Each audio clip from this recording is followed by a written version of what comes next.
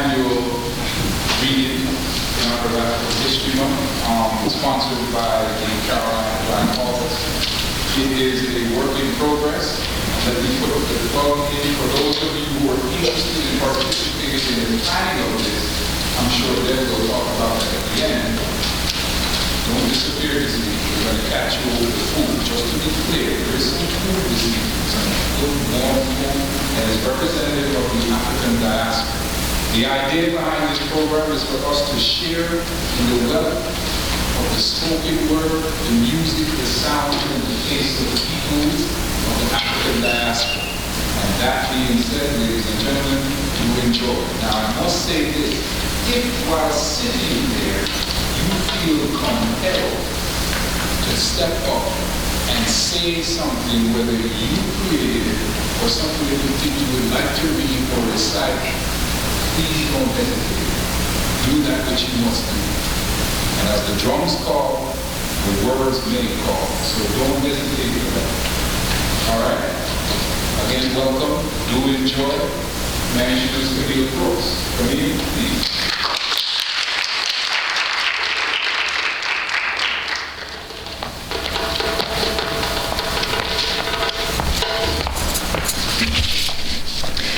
In the spirit of the griot, I also would like to welcome you to the 3rd annual CBC Read-In.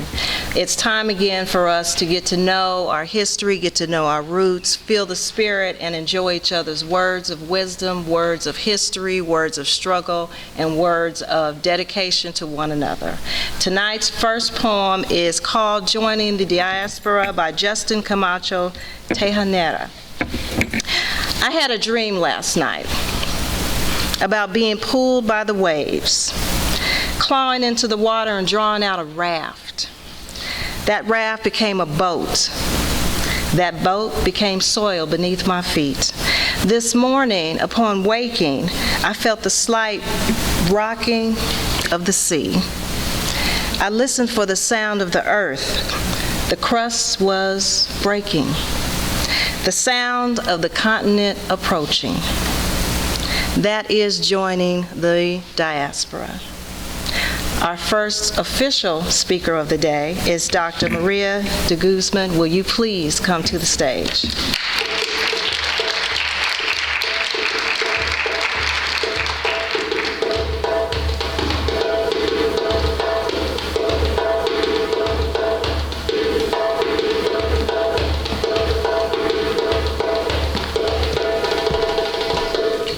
Good evening. So I'm going to be reading 2 pieces, and the first one is by an Afro-Puerto Rican man named Jesus Colon, who came from Puerto Rico to the mainland in 1918, and he wrote most of his sketches and most of his articles over the 20s, 30s, 40s, and 50s. This book that I'm holding was published in 1961, and I'm going to read from chapter 10 of it, a section from chapter 10, which is called Kipling and I. And it's about his, I think, his break with Rudyard Kipling's poem, If. I think in this piece we see him reflecting critically on If, which is supposed to be an inspirational poem. And I think he comes to the conclusion, you let me know what you think, that he needs to do something else with that poem besides continue to recite it. So we'll start in the middle here. Kipling, as you know, was quite an imperialist. Okay? All right. And I chanted, and this is from Kipling's poem. If you can keep your head when all about you are losing theirs and blaming it on you, and if you can wait and not be tired by waiting, or being hated, don't give way to hating. If you can make one heap of all your winnings and risk it on a turn of pitch and toss and lose and start again at your beginnings, ... If by Kipling was the poem, says Colon. At 17, my evening prayer and my first morning thought. I repeated it every day with the resolution to live up to the very last line of that poem. I would visit the government employment office on J Street. The conversations among the Puerto Ricans on the large wooden benches in the employment office were always the same subject: how to find a decent place to live and how they would not rent to Negroes or Puerto Ricans, how Negroes and Puerto Ricans were given the pink slips first at work. From the employment office, I would call door to door at the piers, factories, and storage houses in the streets under the Brooklyn and Manhattan bridges. Sorry, nothing today. It seemed to me that that today was a continuation and combination of all the yesterdays, todays, and tomorrows. From the factories, I would go to the restaurants looking for a job as a porter or a dishwasher. At least I would eat and be warm in a kitchen. Sorry. Sometimes I was hired at $10 a week, 10 hours a day, including Sundays and holidays. One day off during the week. My work was that of 3 men, dishwasher, porter, busboy, and to clear the sidewalk of snow and slush, quote, when you have nothing else to do. I was to be appropriately humble and grateful not only to the owner but to everybody else in the place. If I rebelled at insults or at a pointed innuendo or just the inhuman amount of work, I was unceremoniously thrown out and told to come next week for your pay. Next week meant weeks of calling for the paltry dollars owed to me. The owners relished this next week. I clung to my poem as to a faith. Like a potent amulet, my precious poem was clenched in the fists of my right hand inside my second-hand overcoat.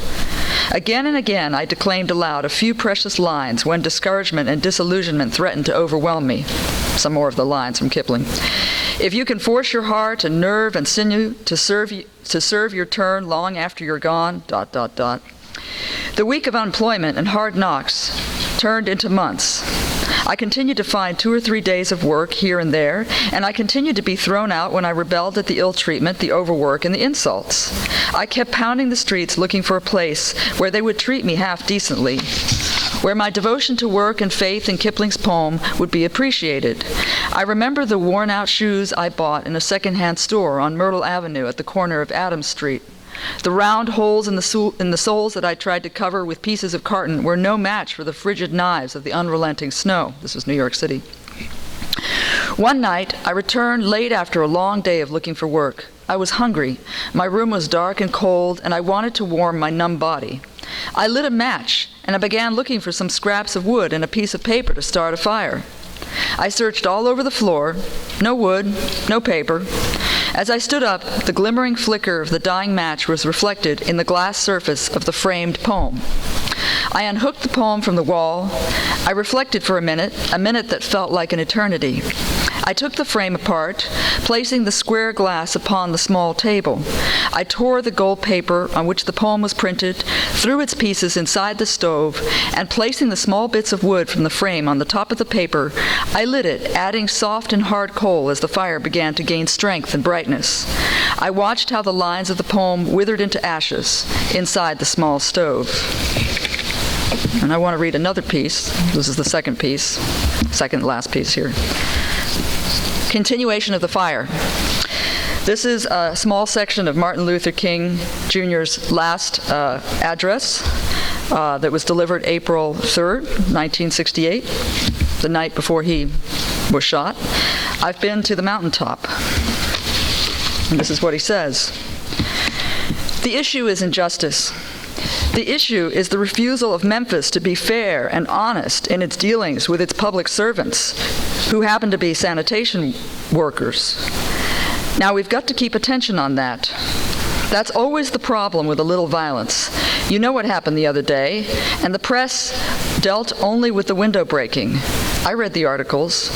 They very seldom get around to mentioning the fact that 1,300 sanitation workers were on strike, and that Memphis is not being fair to them, and that Major Lieb is in dire need of a doctor. They didn't get around to that. Now we're going to march again, and we're going to march again in order to put the issue where it's supposed to be and force everybody to see that there are 1,300 of God's children here suffering, sometimes going hungry, and going through dark and dreary nights, wondering how this thing is going to come out. That's the issue. And we've got to say to the nation, we know it's coming out. But when people get caught up with that which is right, and they are willing to sacrifice for it, there is no stopping point short of victory. We aren't going to let any mace stop us. We are masters in our nonviolent movement, in disarming police forces, They don't know what to do. I've seen them so often. I remember in Birmingham, Alabama, when we were in the majestic struggle that would move out of 16th Street Baptist Church day after day. By the hundreds we would move out, and Bull Connor would tell them to send the dogs forth, and they did come, but we just went before the dogs singing, "Ain't gonna let nobody turn me around." And Bull Connor next would say, "Turn the fire hoses on." And I said to you the other night, Bull Connor didn't know history. He knew a kind of physics that somehow didn't relate to the transphysics that we know about. And that was the fact that there is a certain kind of fire that no water could put out. Thank you.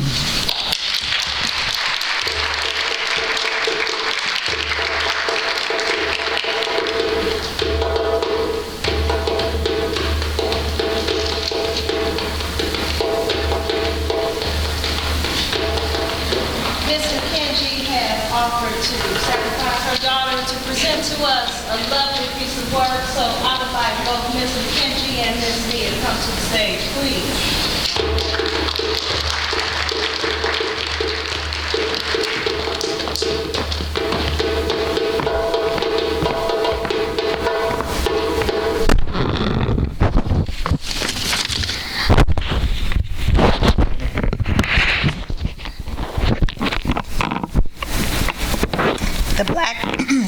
The Black Girl Rock Pledge by Ayanna Van Zant.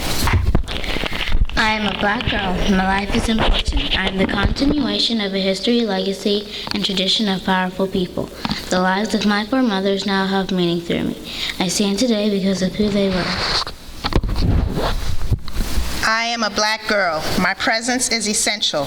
I am a demonstration of the past, an inspiration for the future, and I represent the unlimited possibilities of the present moment.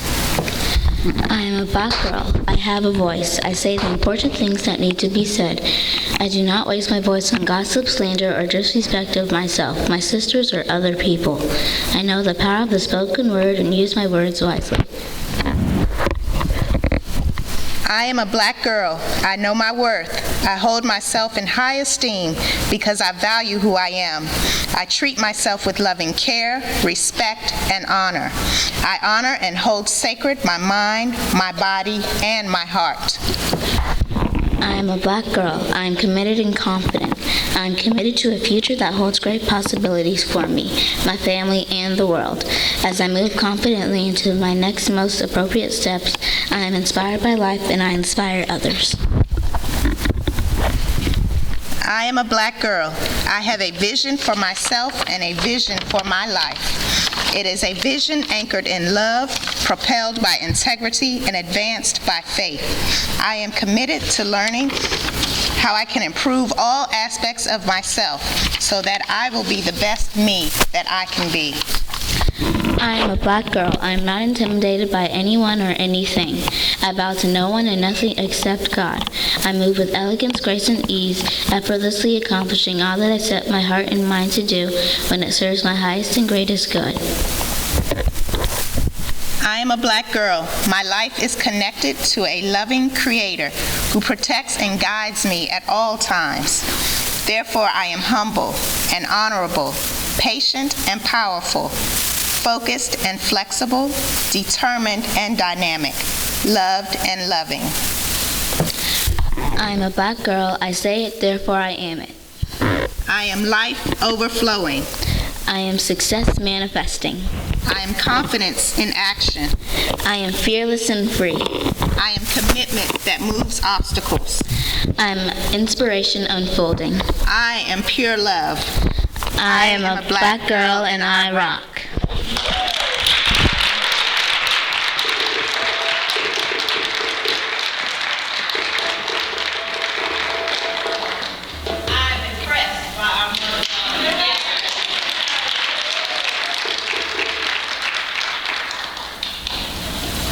Mr. Harrison Chica, come forward.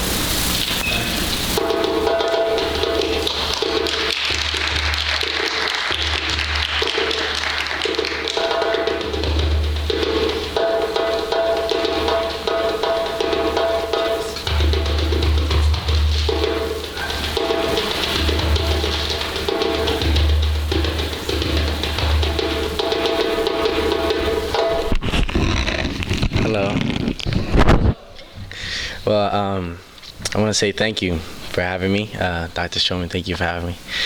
So I am a student here at the University of North Carolina, psychology, sociology, double major. I'm a senior, but I'm also a spoken word artist. So I get to travel the country and perform poetry. So today I'll be performing 2 pieces for you guys. So the first piece, growing up, I was born and raised in New York. And the place I grew up wasn't the best place to grow up in. So I was around a lot of negativity. And for me, one of the biggest things was I've always wanted to change the mindset of my people, of the minorities there, of just everybody around me, to succeed, to excel. And one of the persons I really looked up to this day, was Martin Luther King. And so I wrote this poem for Martin Luther King.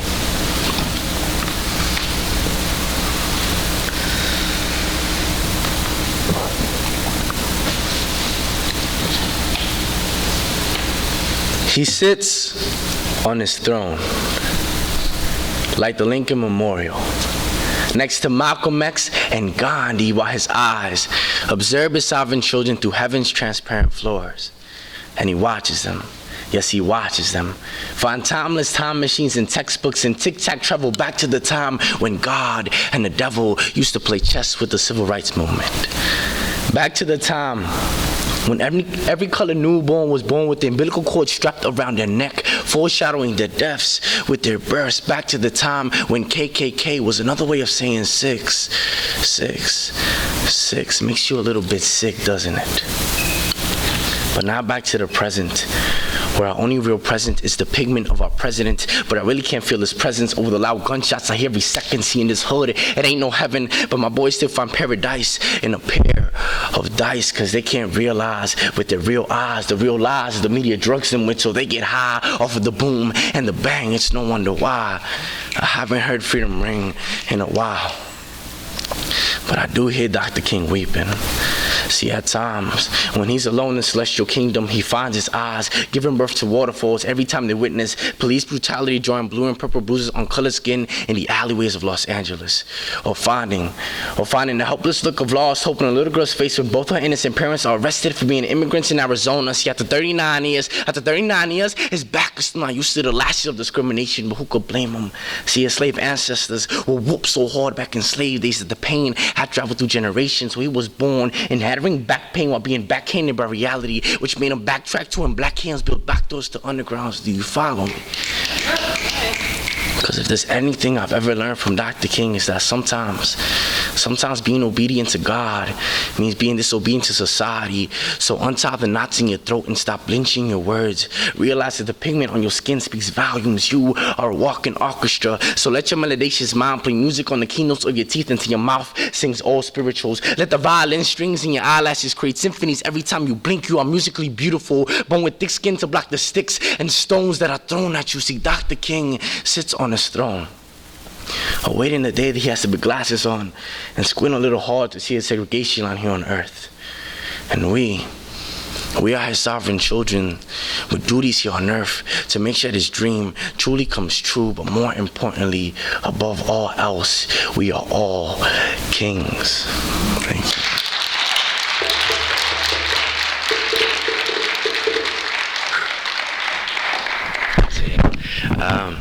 A little bit about myself.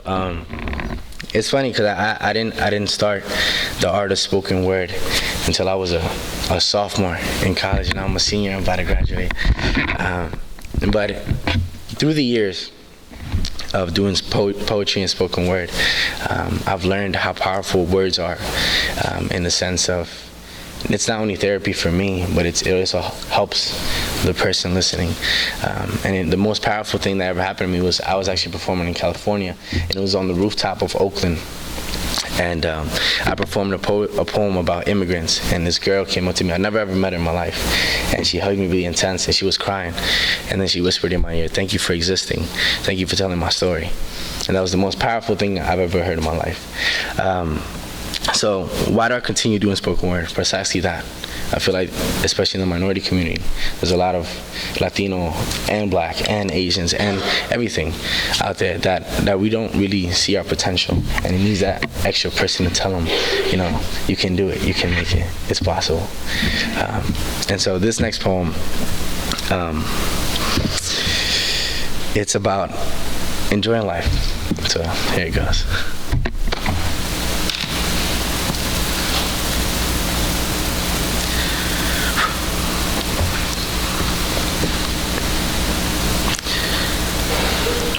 When I met him, he was 85 and heavy with wrinkles. Just another victim of time. Just another wheelchair occupier in a game of musical chairs with death. Another nursing home resident waiting to leave but not expecting to walk out an old encyclopedia of knowledge that no one wanted to read anymore. "Hello," he said. He showed off his broken picket fence smile as his trembling hand pointed to the vacant seat beside him. "Would you like to join me?" he asked. I agreed.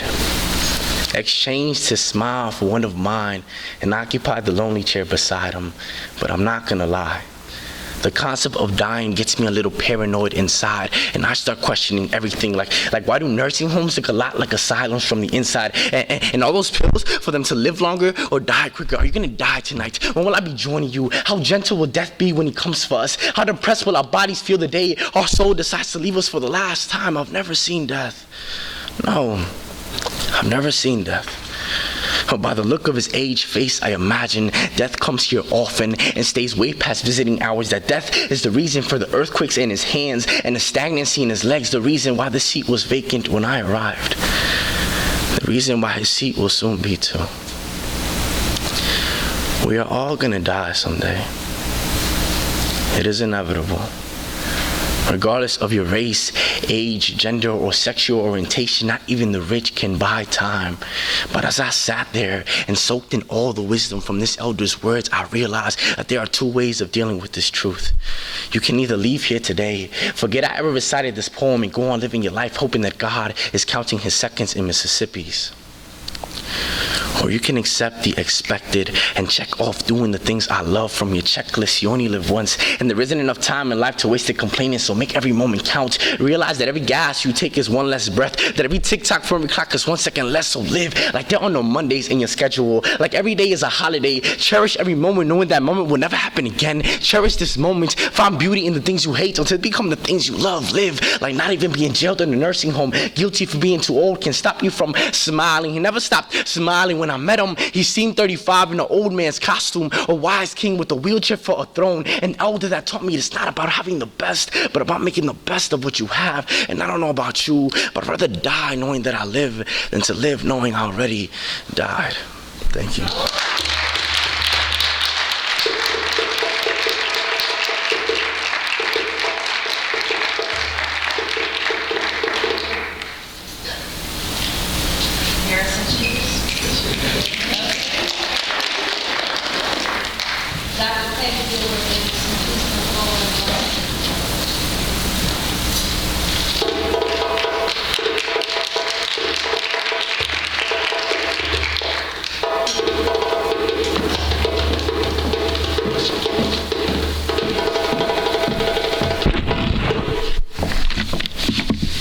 What an act to follow. It is my honor to pay a poetic tribute and praise to two very outstanding Americans, Vivian Malone and James Hood. Vivian and James echoed 5 ancient principles for leadership and victory: strength, courage, not afraid, not discouraged, and never alone. It was the year of 1963 that Vivian Malone and James Hood enrolled at the University of Alabama, where they faced open and hostile resistance while seeking an education as 2 young African Americans. An education that took the President of the United States, John F. Kennedy, and federal marshals to protect them as they enrolled at the University of Alabama. Vivian Malone earned her bachelor's degree at Alabama A&M, a predominantly black university, but it lost its accreditation. To get an accredited degree, Vivian applied at the University of Alabama in a business program. She completed her studies and was the first African American to graduate from the University of Alabama. Since graduating from the University of Alabama, after graduating, she became a very successful woman for justice and equality throughout her life. In 1996, she retired as Director of the Civil Rights and Urban Affairs and Director of Environmental Justice for the U.S. Environmental Protection Agency. James Hood only stayed at the University of Alabama for a few months, leaving not because of the pressure, but because his father was terminally ill. He moved to Michigan, earned an undergraduate degree at Wayne State University, and later worked in Detroit. He became a faculty member at a community college in Wisconsin for 34 years. James Hood later returned to the University of Alabama and earned a PhD in interdisciplinary studies. We are very proud of both.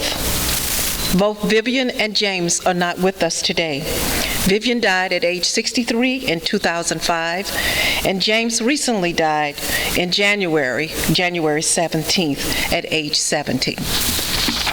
So I would like to read a poem. The title of the poem that I will read is simply titled Vivian and James. It is a poem written by my sister, Evelyn Dilworth Williams. There are some handouts out front with some of her books of poetry. And a sister that I have admired all of my life. Even when we were kids, she would be writing and we didn't know what she was writing. She was writing poetry. She wrote this poem in '09, and it's simply titled Vivian and James. What a day it was on June 11th, 1963. I stared at challenges that would set me free. Saw others doing something I never thought would be. Did it do so whole world could see? A young black woman and a young black man set into motion a brand new educational plan. A plan taboo before their cradle's hand. But time ripened, so they took a revolutionary stand. Laid bare an old way and made it new. Without the spill of blood, just mental abuse. Showing to others like me what it be to pursue. Demonstrating the stance that must continue. Open the door, we're coming in. We are here to share our intellect and racial blend. Never to make enemies, but to create friends, offering our best from beginning to end. Vivian walked with pride and a self-made air. James rose to take his place that awaited him there. Both knew the desperation of a race treated unfair, girded their courage and withstood the threats and dares. Entered the doorway, the gateway with political blockade to bear, a blockade that their faith would overturn. What would happen to them was it not their concern. So they designed to depend on a staying power they earned, the power to harvest and share what they needed to learn. Believing time had come to right an aged wrong, so they passed through the portal with a humanistic song. See what we can do as we travel together and together along. A tune Vivian and James flung into the June air while standing strong. They were creating a home, place for me and others. 1963, University of Alabama glared at their sisters and brothers, making good on dreams they dared not uncover. A sultry day, and old America was no longer a need to discover. The University of Alabama revealed its true creed, ne'er a place of unconscionable and age, just deeds. But without an entrance that opened to all with a yearning to succeed, no matter their colors of skin or assigned heritage breed. Vivian and James didn't stop there. Their shield was a constant belief in prayer, one that sustained them to constantly share, that which lifted me and others to better prepare for the new found trails we would face. They redesigned the whole black race, affording entrance to an inalienable design place. Vivian and James breathe an air of mystifying grace so that others like me could withstand the quest, no matter the design of the upcoming test. The walk was easier and less distressed, 'cause Vivian and James won a one-sided contest. They will never be heroes. They will be forever heroes to people like me. They helped set me and others free to pursue something we never thought would be, passing through doors for the whole world to see.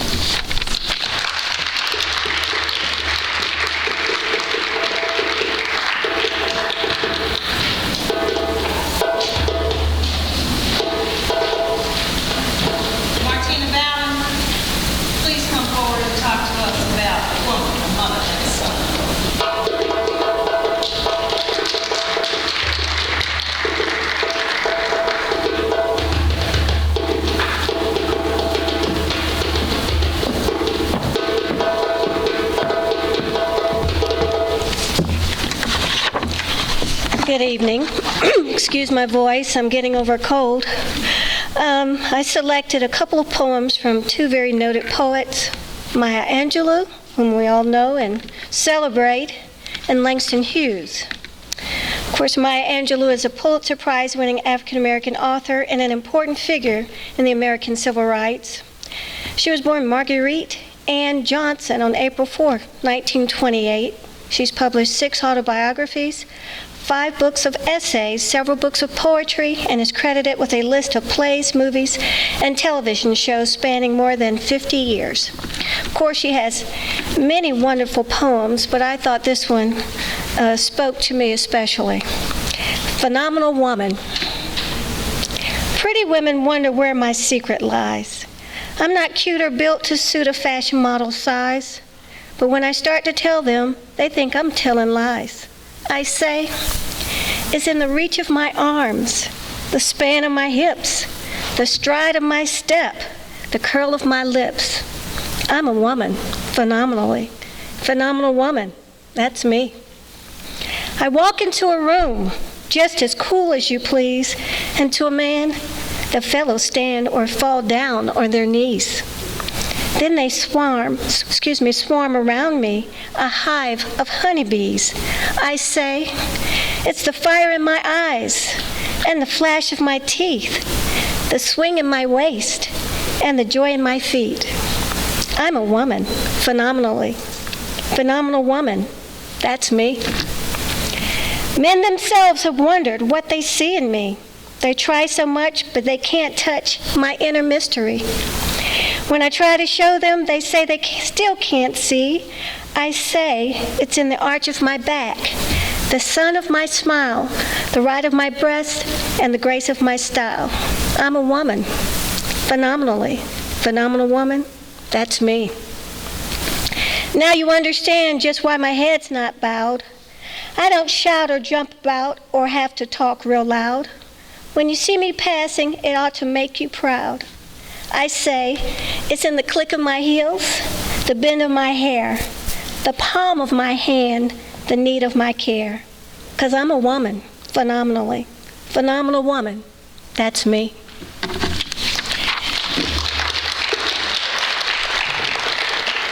This next one is by James Mercer Langston Hughes, who was born February 1, 1902 and died May 22, 1967. He was an American poet, social activist, novelist, playwright, and columnist. He was one of the earliest innovators of the then new literary art form, jazz poetry. Hughes is best known for his work during the Harlem Renaissance. This poem is titled Mother to Son. And I have one of my sons here. So, son, this is to you. Well, son, I'll tell you, life for me ain't been no crystal stair.